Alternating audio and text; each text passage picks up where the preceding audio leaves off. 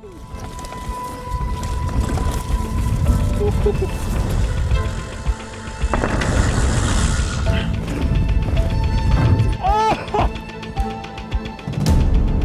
er så rart, klokka er 1 om natta nå.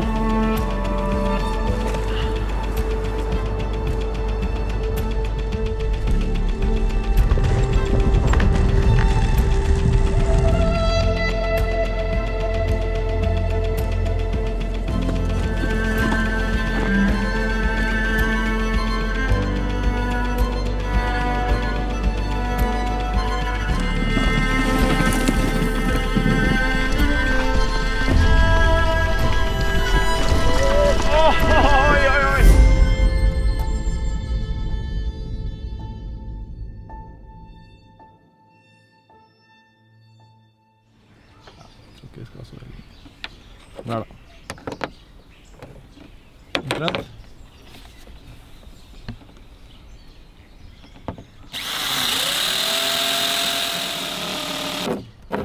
Det var bra. Vi har fått festet takboksen litt lenger ut på siden, så vi kanskje har muligheten til å få sykkelen og skiboksen på taket.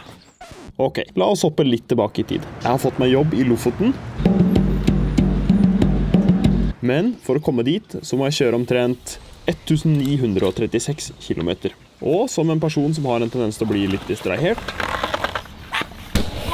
så tenkte jeg at jeg like godt kunne gjøre dette om til en skikkelig norsk sykkelferie. Med ribback i dekka og både takboks og sykkelstativ på taket, satte jeg kursen mot det første stoppet i Hallingdal.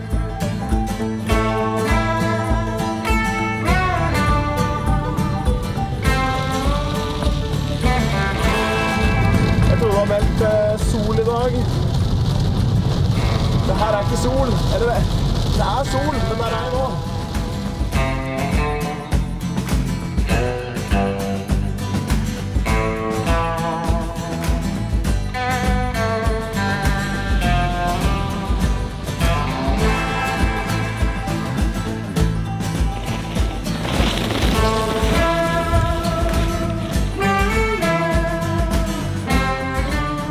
Jeg har hørt mye hype om Nesbyen, men jeg har aldri vært nøyaktig her oppe og sykla. Jeg har vært litt i Gol og i Hol og sommerplasser, men aldri her.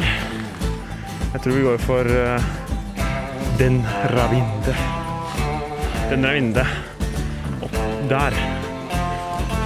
Let's do this!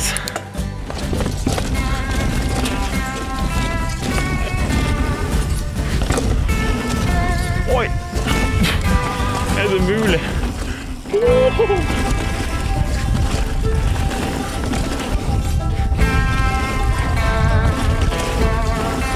Her i Nesbyen så er mye av stiene her veldig tørre. Så først nå er det liksom man tør å gønne på litt da.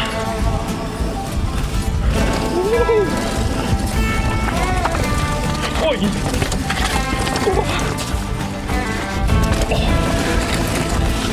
Her har vi Instagram-Burman.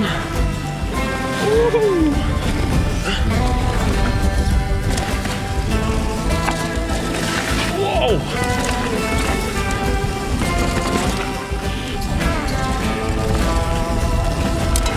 Yeah! Wow! Jeg svinget det!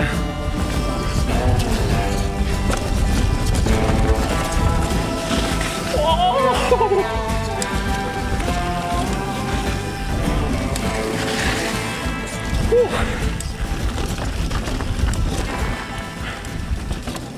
Skulle jo så gjerne vært igjen og tatt masse stier til, men jeg må videre altså, til Sogndal. Det blir fort mørkt.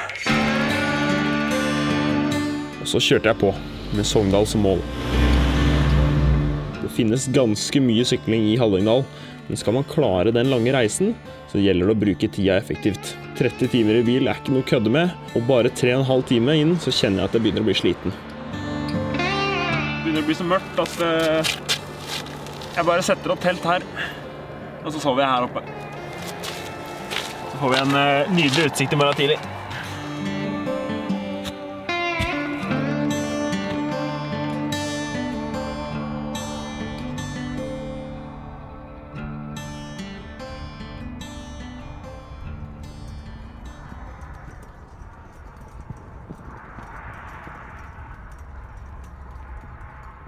Fra Hemsedalsfjellet så det bare et par timer med kjøring til Sogndal, og denne turen her noe av Norges fineste natur.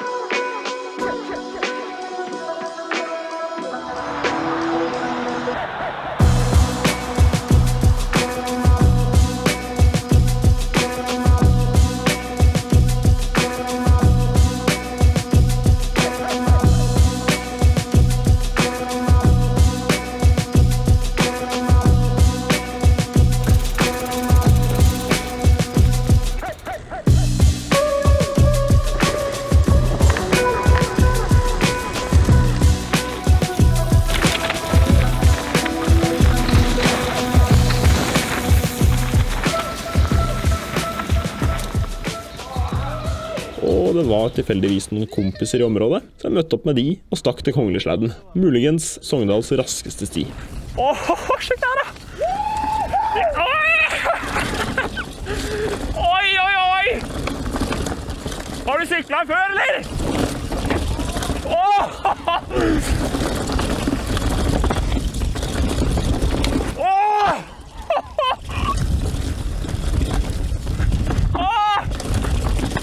Oi! Oi, det var ganske voldsomt det der!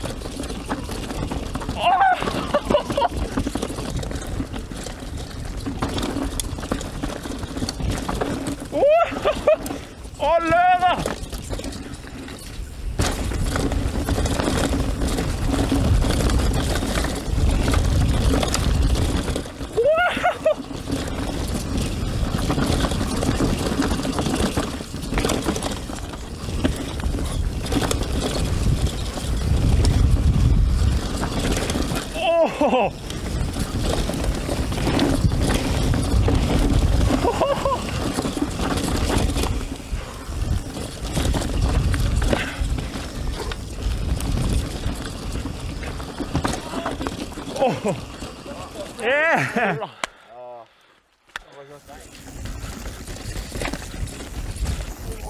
Ja!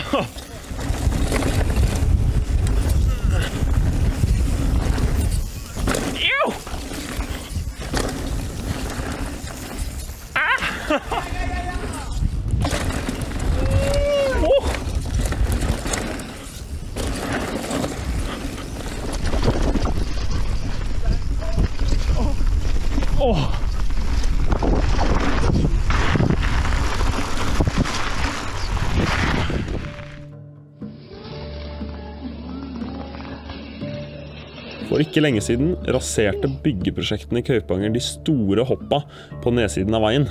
Da tok Martin, Andreas og Fredrik seg, kanskje flere, på seg ansvaret med å bygge opp noen nye hopp. Og med litt lite tid før ølsalget stengte, så dro vi innom for å sjekke den nedre delen.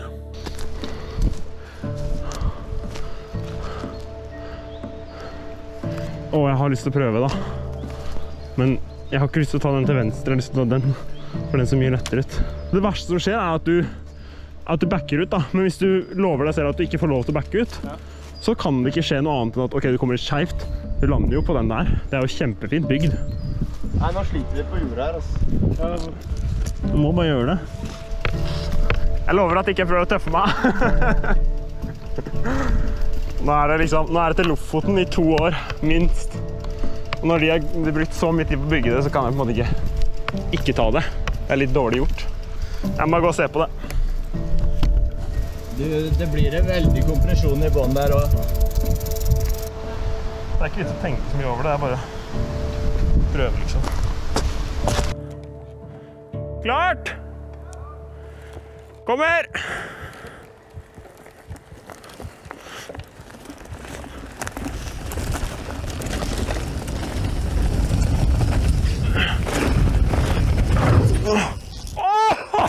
Ja!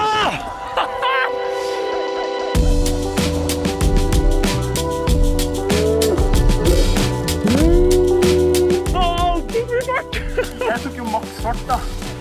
Jeg tok en liten tapp. Sykt, ass. Det Dæven. føltes egentlig ikke så ille ut. Men jeg skal ikke pushe løkken min nå, kjenner jeg. Jeg tåler den her, ass. Shit. Nå er skjermen i stemmen og alt. Det var svært, ass.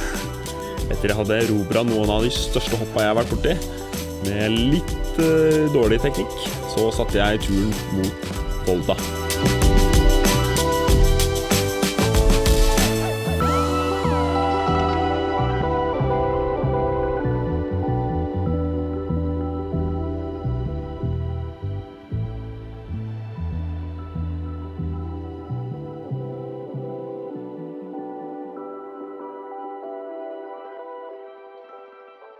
Da er det offisielt.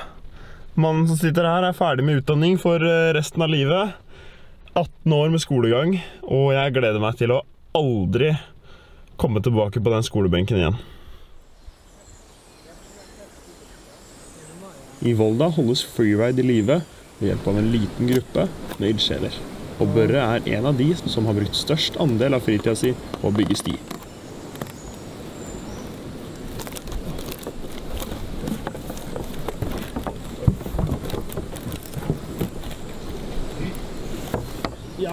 Elvegreppet på stien hans er Voldas aller største feature og ble bygget for over et år siden. Men jeg har lagt det på hylla litt for lenge, og jeg ble spurt om jeg endelig ville ta det før jeg reiste videre.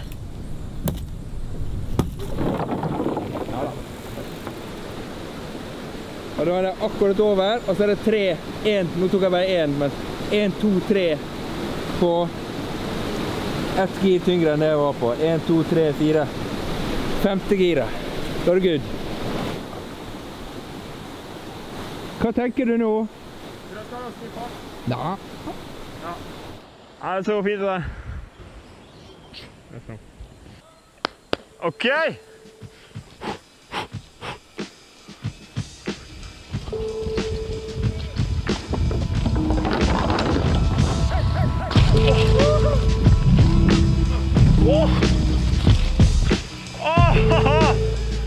Ja!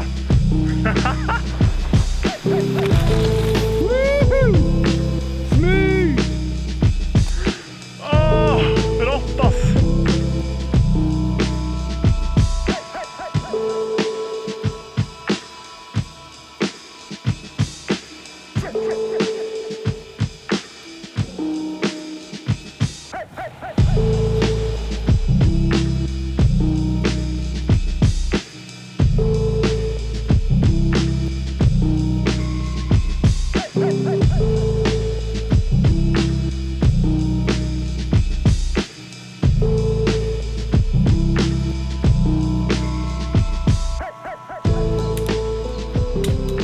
Til slutt så kom jeg meg fram til Oppdal.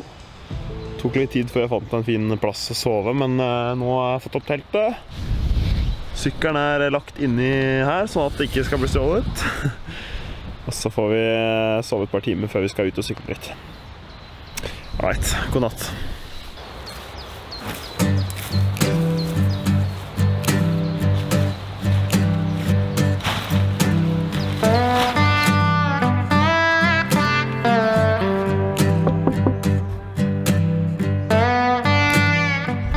Unnskyld, du er en uke tidlig. Du må gå, eller sykle.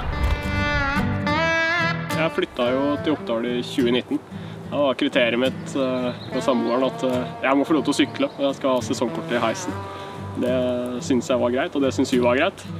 Oppdal er veldig mye rå stier. Det er mye sautråkk og sånt som er på en måte karakteristisk. Veldig fin grunn som drenerer vann unna fort, og fin natur, og det er så mye tilgjengelige stier da, så du kan ta en topp etter jobb. Jeg pleier å jobbe fra 7 til 3, og så drar jeg på en liten topptur etterpå. Jeg er kanskje bygdas beste pizza, stenovnsbakt. Vi har store stenovner som spiser mye ved.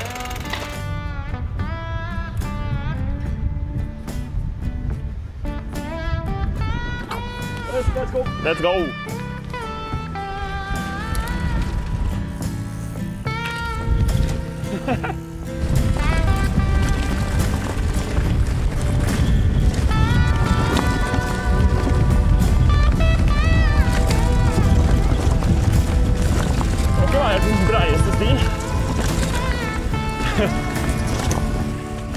Oi, oi, oi. Åh, det var trang. Oi, oi, holy shit. Oi, oi, oi. Det er greit bratt i Oppdal, da. Yeah. Oi, oi. Fall mot venstre, sånn.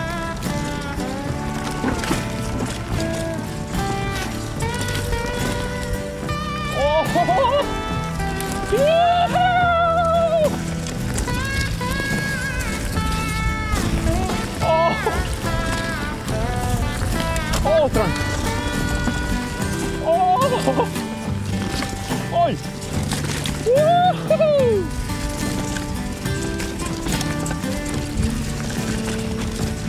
Oi, shit! Jeg digger noen stigene her, ass. Oi, oi, oi.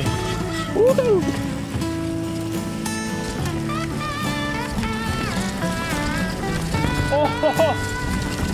oi, oi! Der var det 3!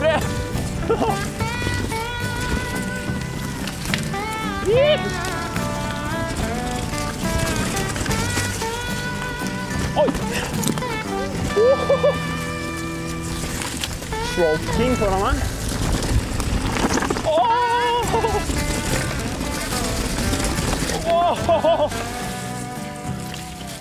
Oi, hva er det du kjørte meg full? Så det er det eneste gap-hoppet og resten... Må du noe vei på gap-hoppet, eller kan du bare ta det rett frem? Nei, det er bare å kjøre rett frem. Ja.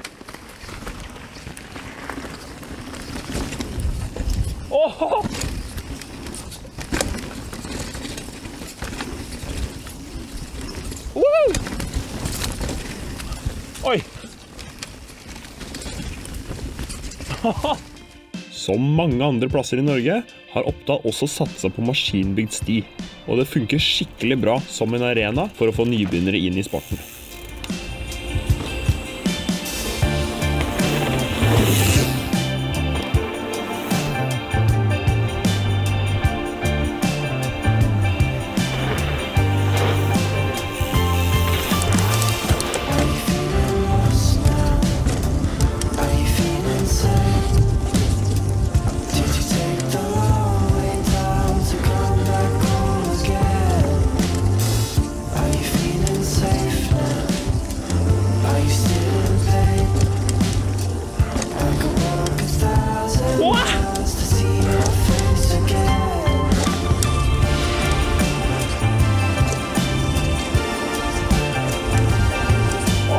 Langt.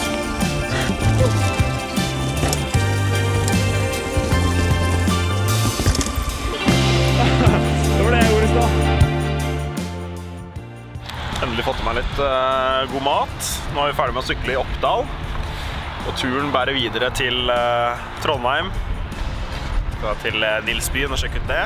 Etter jeg har fått med disse nydelige løkringene her på Burger King. Nilsbyen har mye av det samme som sykkelarenaen i Oppdal, men her er de nødt til å bygge med grus og ikke med jord. Sånn er det som regel i Norge, og spesielt langs kysten, hvor mye nedbør betyr mye grus. Men de har klart å gjøre det ganske moro likevel. Det der er bare prank, ass. Det der gidder jeg ikke engang.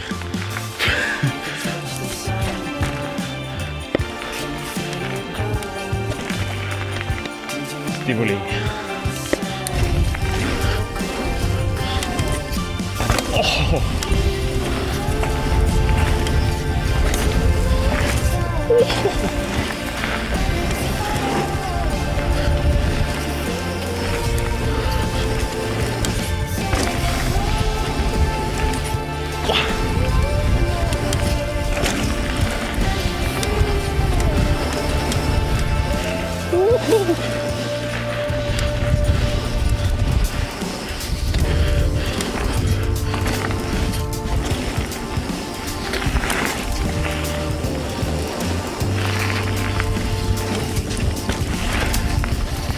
Prøve Olalia.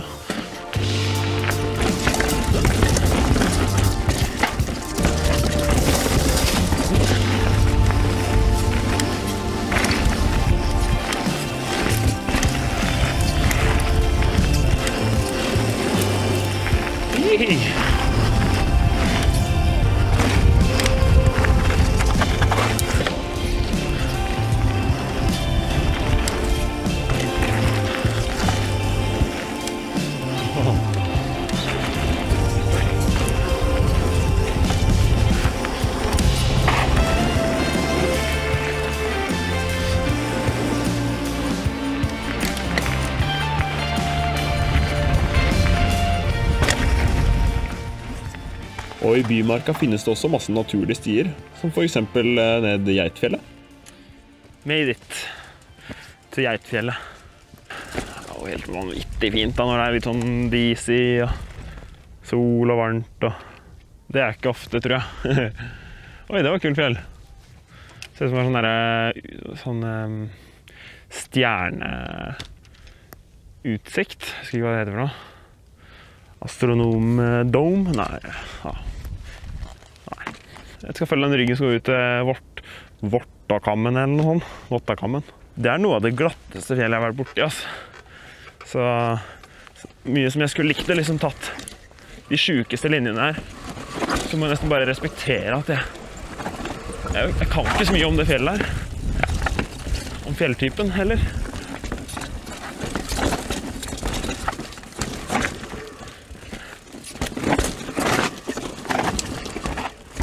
Prøver liksom å være litt forsiktig. Jeg har jo rimpack, da, så jeg har et par hjul som tåler ganske mye. Men kroppen er ikke sikkert at tåler like mye som de hjulene her. Det var rett før jeg døde. Mye som jobbeterreng, hvor du hele tiden må være liksom på'n, da. Nei.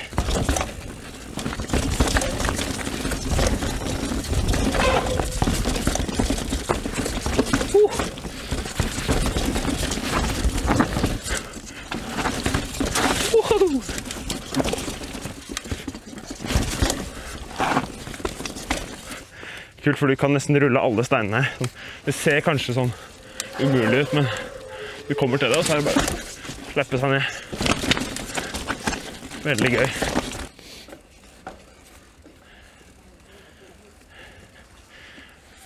Jeg skal prøve ikke jeg sa jeg skal prøve ikke skremme deg. Ja, men du skremmer seg av alt.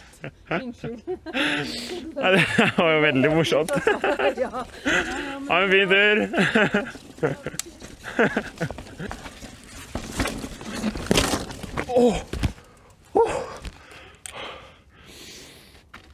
Andre gang jeg overlever, så vidt. Hvor skal jeg nå, da? Tilbake der. Etter da en veldig lang dag på sykkel, dro jeg så langt jeg kom før natta tok meg igjen og satte opp teltet.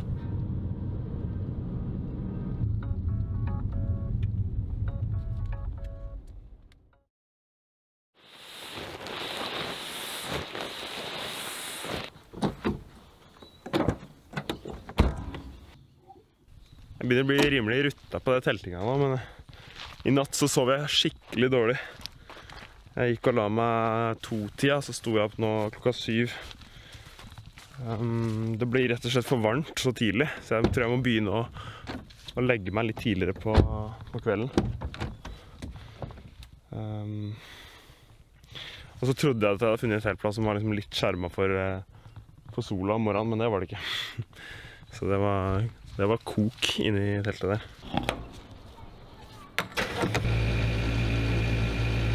Har du noen gang sett en sånn svær bil før? Holy shit! Originalt var planen å sykle mye mer oppover langs Nord-Norge, men været hadde litt andre planer.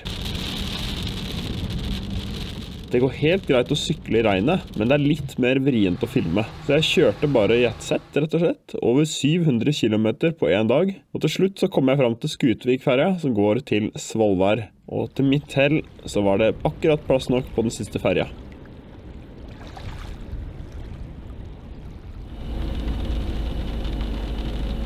Men jeg hadde fortsatt ikke oppnådd målet med å sykle med midnattssol. Og da jeg fikk en telefon fra Niri, så passet det veldig fint at han hadde booket en hel ferie nøyaktig samme uka som jeg kom opp. Nei, nå skal vi opp mot Vågakallen. Ikke helt toppen der, men vi skal opp på en del av de fjellene som er i nærheten her da. Mange av fjellene i Lofoten er jo veldig bratte, så vi prøver å finne noe som er litt enkelt til å begynne med.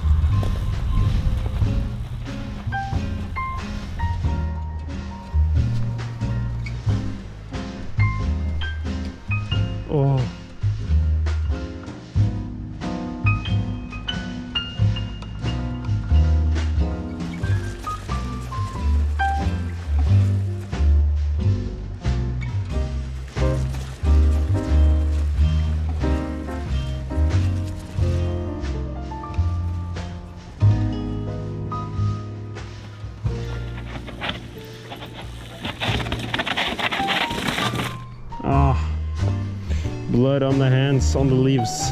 Det her blir sånn moon terrain. Welcome to the moon. Det blir sånn ding. Ja, sånn, du må være på den hele tiden. Men jeg tror når vi kommer dit, da blir det sikkert smooth. Det er ikke noe line. Hadde noen gått med sånn børstemaskin, børsta vekk all den rullesteinen, så kanskje man kunne vurdert å prøve. Åh, det er sånn akkurat det ikke går. Åh, ja. Åh! Hadde det vært litt finere bånd der, så hadde du tatt den her. Det hadde vært så fett hvis det bare var litt mer sammenhengende. Yeah! Woohoo!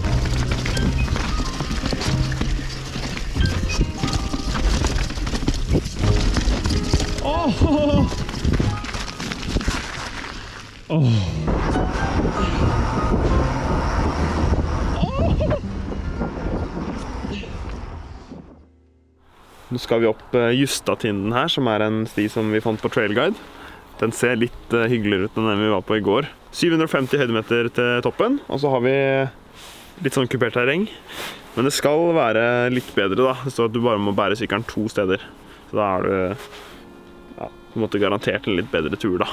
Litt mindre bæring enn vi hadde i går. Den ser ganske nice ut. I dag så tror jeg også vi får sola hele veien på vei opp og ned, satser vi på. Jeg har litt mer tro enn i går. Det var nice i går, men jeg tror det blir bra i dag. Litt mindre bæring.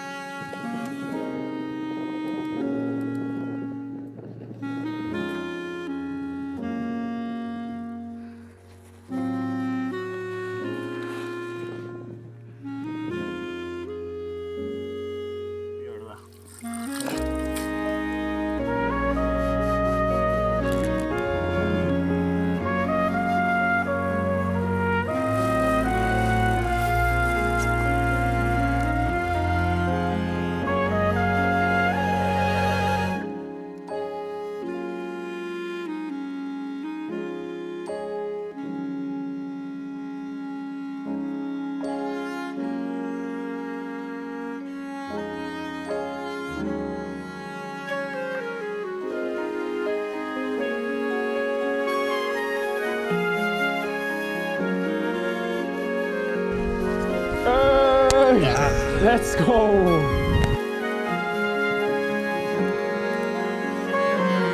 Vi rakk det akkurat. Klokka bikker 12 nå, hvert sekund. Se her da.